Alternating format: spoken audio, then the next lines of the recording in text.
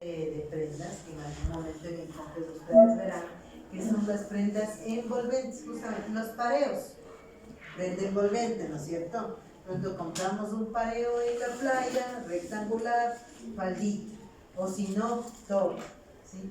Si es que es mucho más grande, ¿qué le hacemos? Con toalla de baño, o si no, le cruzamos, se hace vestido, falda larga. También puede ser un estilo top vestido o un mini, ¿sí? Entonces, con pareo. Pero tomen en cuenta que este mismo chitón era tanto para hombres como para mujeres. Bueno, luego de ellos desarrollan varios tipos de gobierno, algunas dirigidas por oligarquías.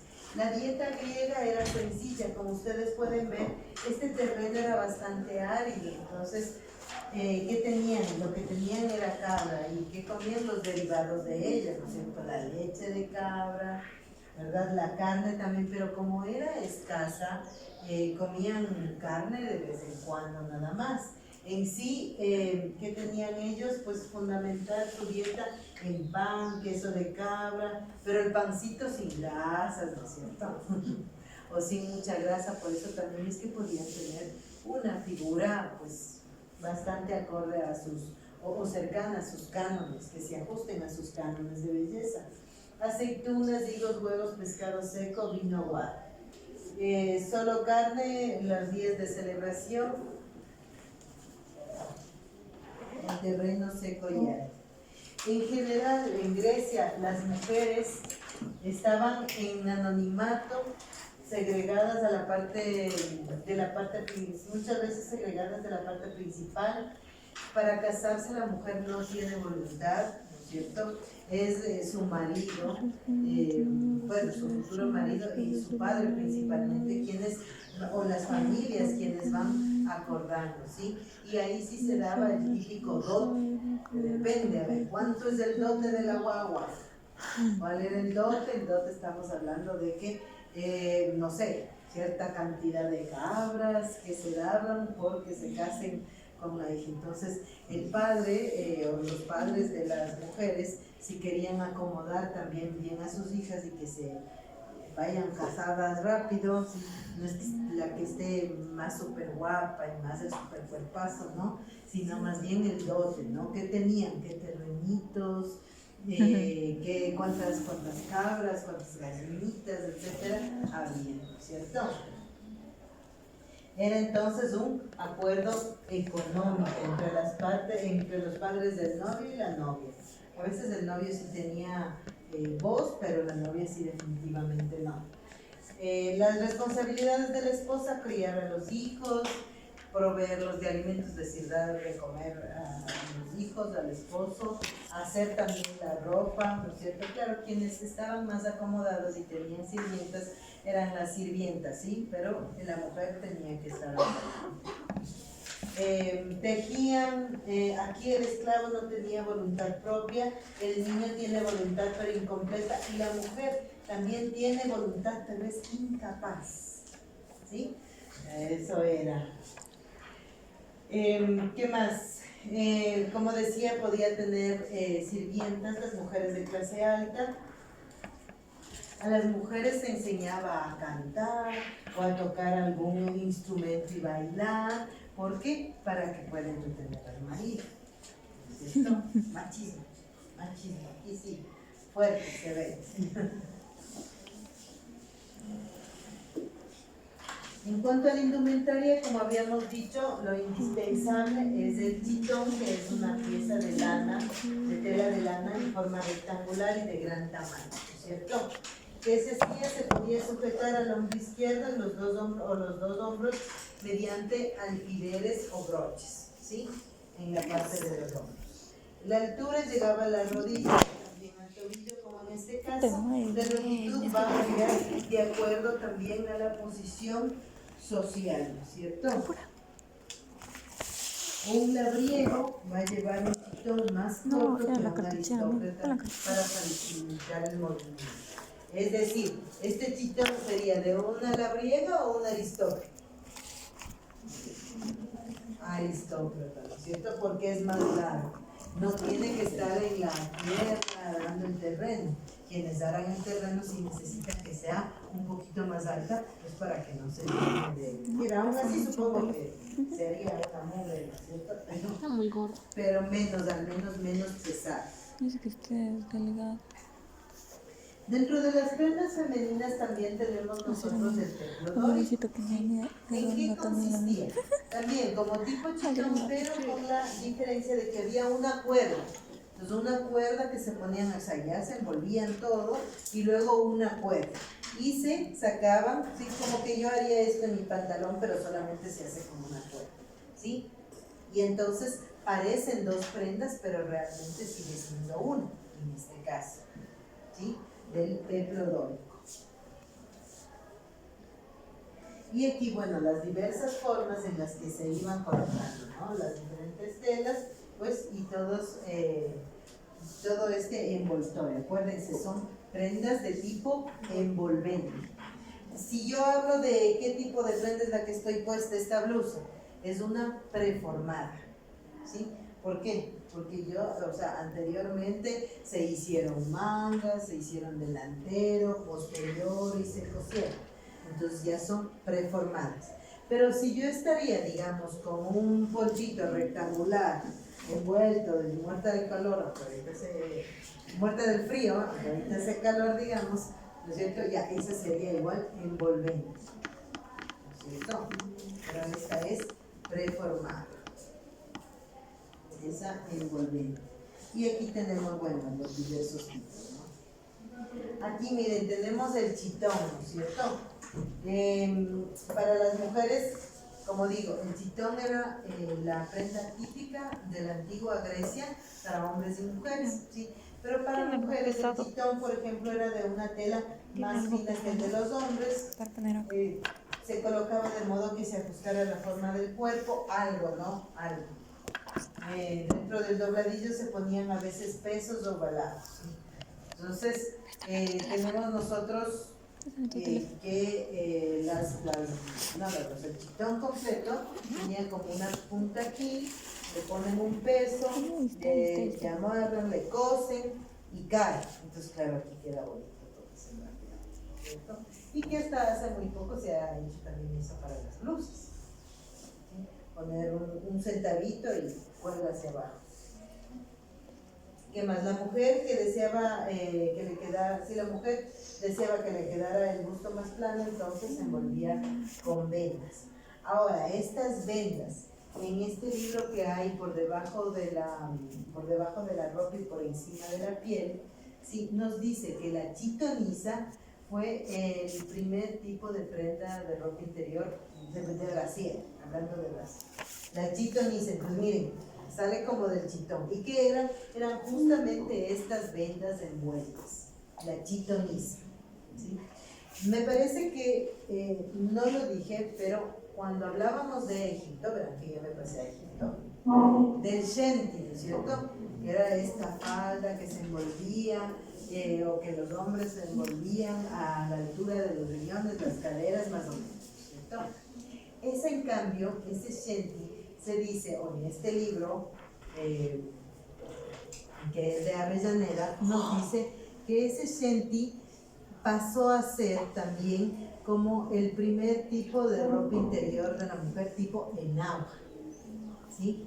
En un momento, en Egipto, el shenty estaba muy transparente, aparte blanco, o sea, es bien difícil. Entonces, en un momento empezó a ser usado también por mujeres. O sea, claro, tenían el calaciri las mujeres y por debajo el shenty, como una especie de, como la primera enagua o algo así, ¿sí? Eso se me olvidé, ya les digo ahorita, a ver, se corta, no se me olvide. Hablábamos del chitón, estas vendas, chitoniza, ¿sí? ¿Cuál era la forma de vestírsela a las mujeres? Envolver el pecho con vendas, sí, porque ahí el ideal era como el pecho, tener el pecho más plano. Ponerse túnica de tela transparente y colocarse una sobretúnica corta y sin mangas, ¿sí? Entonces miren, ¿qué es lo que pasa? Que claro, el chitón vamos utilizando también en un tiempo y luego también empieza a ver esto de la túnica, ¿no? Que ya tiene la túnica y ya va a tener corte.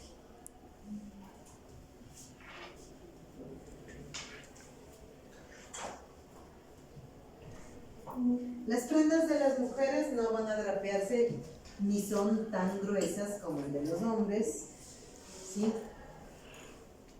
¿Qué más tenemos aquí? De las mujeres también tenemos, más adelante, acuérdense que primero era el chitón, sí, pero más adelante que empiezan a surgir ya las túnicas con esta forma de vestirse, túnica transparente y la otra túnica encima. También hay esta túnica podere, dórica, que es una prenda elegante, femenina. Podía ir acompañado de esta con un ligero chal de hilo llamado paros. Cuando pregunte qué era el paros, era un chal, ¿cierto? Entonces acá tenemos la palla, que en cambio era parecido al chitón, sin mangas y se fijaba en los hombros. ¿Es de diferencia de la palla? No hay cómo acercarse. Intocable. Ustedes que no me hacen acuerdo, mándenme un mensajito, traer el control. No traigo el control para ir pasando las diapositivas. Con eso ya les voy también con el que es el indicador láser. Con eso no estoy tocando lo que no debo. Las mujeres también llevaban sobre la túnica el imation de hombre. El imation también era una especie de chal o de capa superpuesta, ¿sí? Bueno, aquí tenemos para ir igualmente analizando cómo va la falla. La túnica, si ustedes se dan cuenta, claro, ahora las túnicas que hacen para los pastorcitos, hasta cintura tiene esa túnica, ¿no es cierto? Ya, no, miren, es algo básico, ¿no es cierto? Básico, cosido a los costados. Miren que tampoco es que tienen la idea que el corte de la sisa para que la manga ajuste, no. Con que haya un hueco por donde pase, ya está, y completamente recto, ¿no? Incluso para que pueda drapearse en el centro cuando se pasa un cordón, un cinturón. En cuanto a las prendas masculinas, seguimos hablando del chitón, que es más grande y más alto que el de las mujeres. Y también había el chitón efecto blusa falda, con este cordón. ¿Se acuerdan? En las mujeres era el peplo dórico. En cambio, para el hombre sigue siendo el chitón, pero tiene este efecto de blusa falda. Logrado colocando dos cinturones en la cintura y caderas para que la tela cayera encima de ellos. La tela sobrante podía doblarse en los hombros. Cambios del chitón, la tela no caía por encima para el siglo VII antes de Cristo. La tela no caía por encima de los cinturones y llegaba hasta el tobillo. En el siglo V llegaba solo hasta la rodilla, se confeccionaba con hilo, no con lana, podía frisarse y ceñirse a la cintura. Es decir, si hablamos de ciertos cambios, es de la altura del chitón, ¿no es cierto?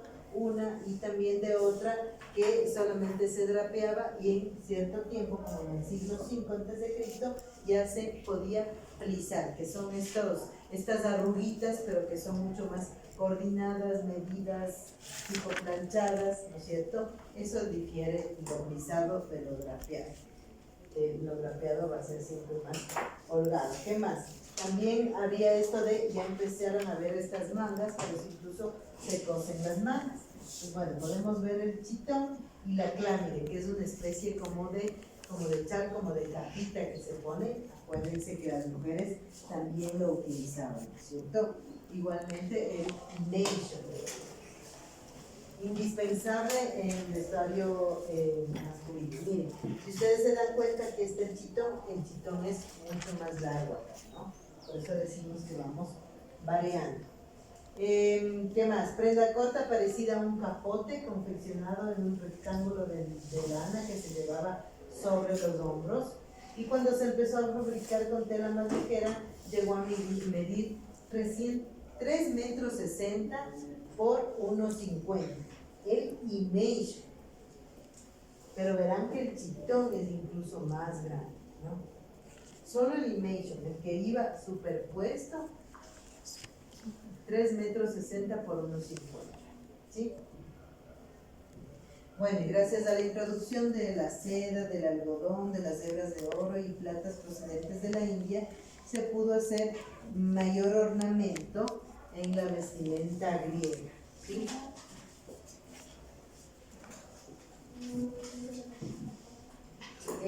Bueno, en cierto tiempo, cuando va cambiando el corte de los vestidos también, y según van habiendo las conquistas de Roma, los de Roma conquistan también lo asiático, van habiendo ciertos cambios, ¿no es cierto?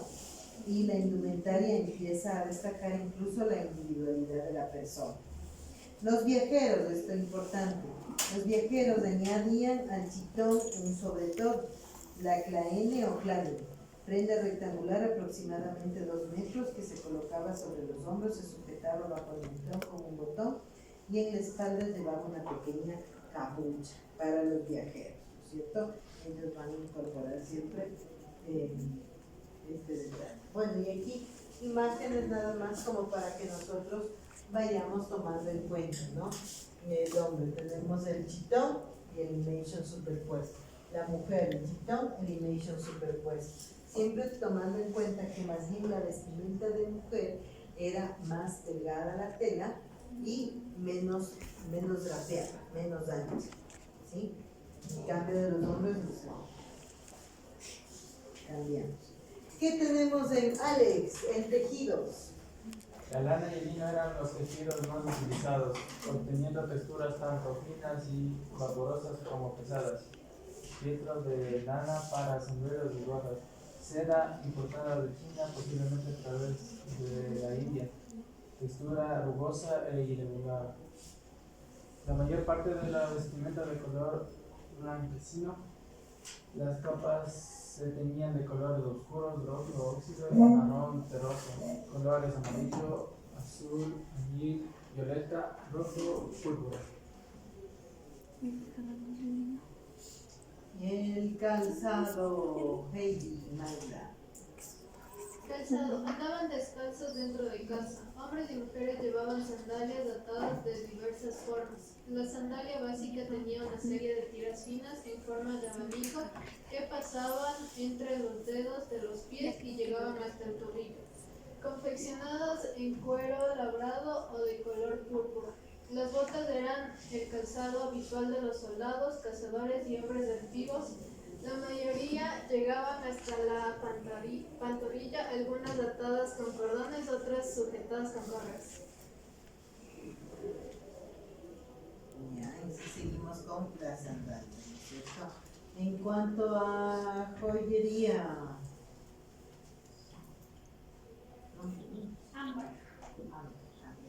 Ámbar, por favor, la joyería.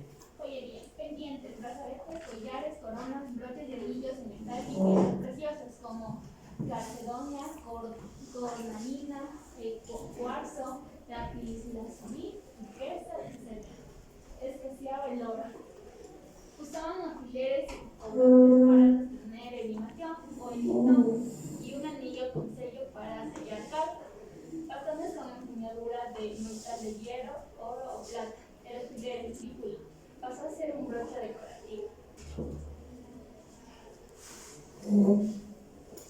Belleza y cuidados. Al lado de Alex está Catherine. Belleza y cuidados. Los griegos de los primeros tiempos llevaban poco maquillaje.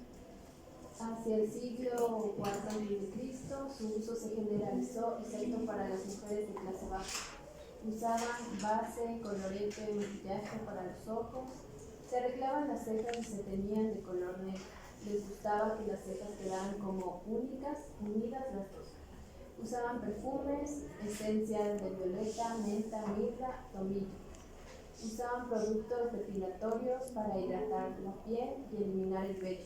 Se hacían mascarillas, se lavaban los dientes. La mujer griega, la mujer griega sostiene un espejo, esta vasija. Y el otro, el hombre griego maquillándose y usando perfume. Ya. Bueno, aquí tomamos en cuenta que también tienen mucho, o sea, también se fijan en su arreglo y en su aseo personal, ¿cierto? Bueno, lo de las cejas. Dice, se arreglaban las cejas y se teñían de color negro. Además de ello, quedaban como únicos. ¿Se han visto al otro de Plaza Sésamo? Una sola, ¿no es cierto? Y eso está dentro de su ideal de belleza.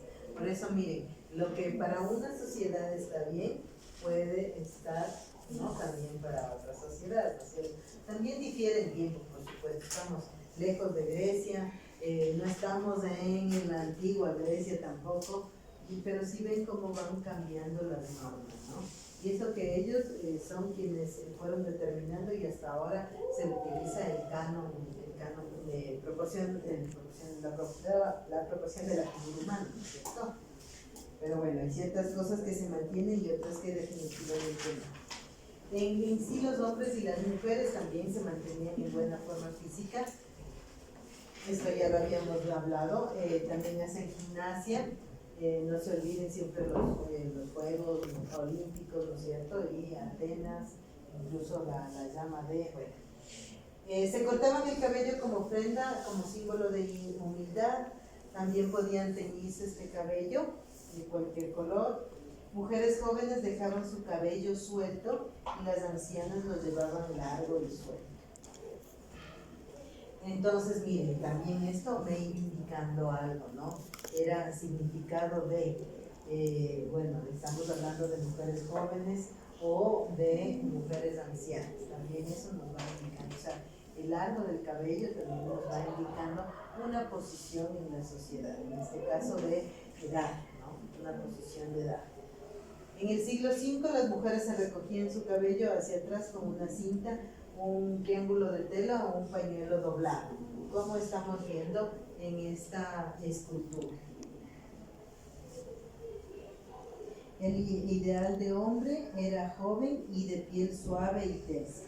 En cuanto a los sombreros, bueno, miren, aquí el del medio es un tocado y vemos que a los costados tenemos izquierda y derecha tenemos un sombrero pagoda. Personalmente me recuerda a los troncos, a la base de los troncos, ¿no es cierto? ¿Ya? Bueno, pero en general había varios tipos de sombreros. Tenemos el cónico, truncado de ala pequeña, también el truncado extendido, el sombrero pagoda, que estamos viendo a los costados, el pilos, que era gorro sin alas confeccionado en fieltro. Las mujeres van a usar pañuelos colocados dando dos vueltas a la cabeza. El saco era un sombrero clásico con borla en la parte posterior. El Stephanie, que era similar a una tiara. El petazos también, que era para protegerse del sol, mucho más grande y con paja entretejida que podían llevar tanto hombres como también mujeres.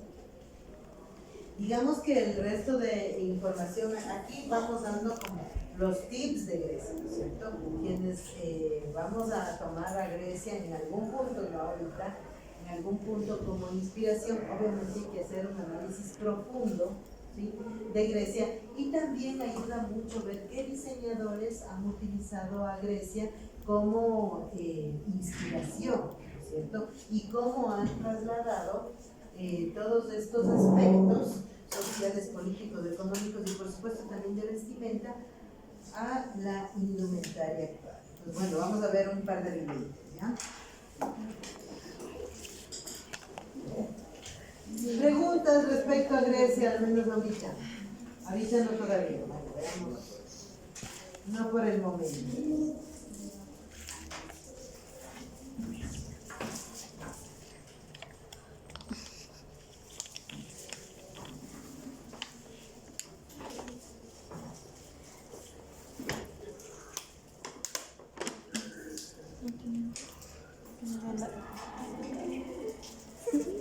Estoy viendo tiempo. La Universidad de Investigación e Innovación de México, UIS, llega a Ecuador con una propuesta. Ya me la vi.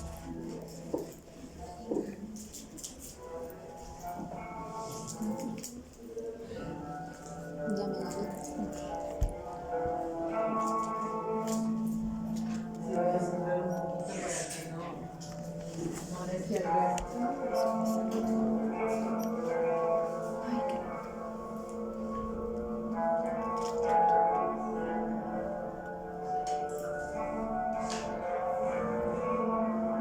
¿Y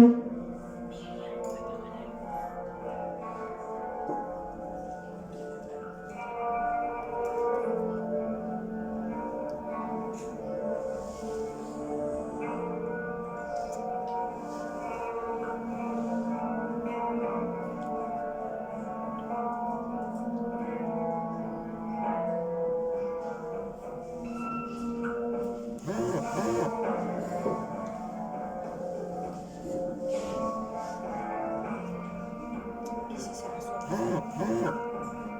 ¿Mande? Se viene esperando.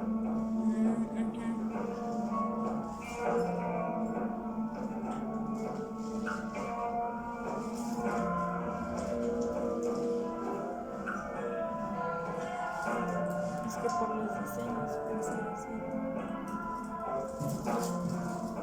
Yo quiero un abrigo así.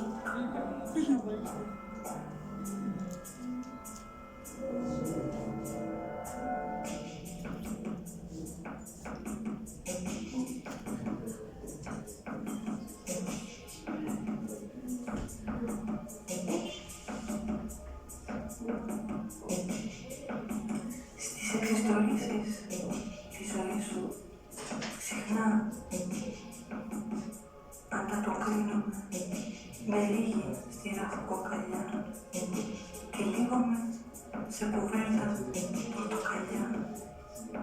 Γίνομαι συρφετός τυφλός που καταλήγει στην άκρη του τυβανιού του κρυού, ανίκανος στα δάκρυα και στην ποίηση, ζητώντας άλλου είδους όραση. Καθώς είμαστε πια μεγάλα παιδιά που χρειάζονται πολλά δάχτυλα για να μετρήσουν το πίσω χρόνο, να βυθίσουν μακριά δάχτυλα για να αγγίξουν τον αρχικό πόνο, ώστε να μπορούν να διατηρήσουν τη χαρά. Το λέω ξανά. Στις εξιστορήσεις της ζωής σου συχνά ανταποκρίνομαι με λίγη στη ραχοκοκαλιά. Τυλίγομαι σε κουβέρτα πορτοκαλιά. Γίνομαι συρφετός τυφλός που καταλήγει στην άκρη του τυβανιού του κρυού, ανίκανος στα δάκρυα και στην ποίηση, ζητώντας άλλου είδους όραση. Τότε μόνο ξαφνικά και ορμητικά έρχεται η επιβίωση και με βάζει σε αναγκαστική απογείωση, σε ταχύτητα αμυντική, σχεδόν φωτός.